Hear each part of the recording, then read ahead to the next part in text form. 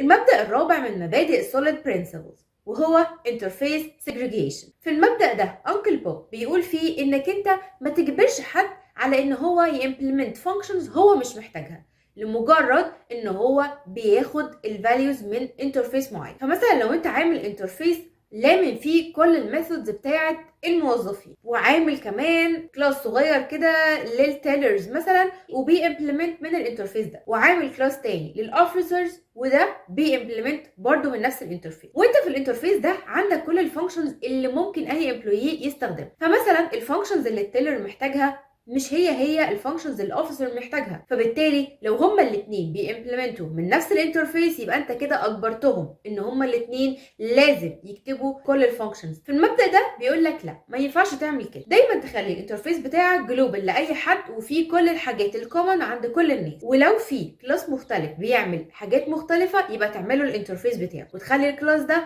يمبلمنت التو انترفيسز الجلوبال والسبيشال بتاعه. يبقى انت في الحاله دي طبقت المبدا الرابع وما اجبرتش اي كلاس بيمبلمنت من الانترفيس الاساسي ان هو يعمل امبلمنتيشن لفانكشنز هو اصلا مش محتاجها.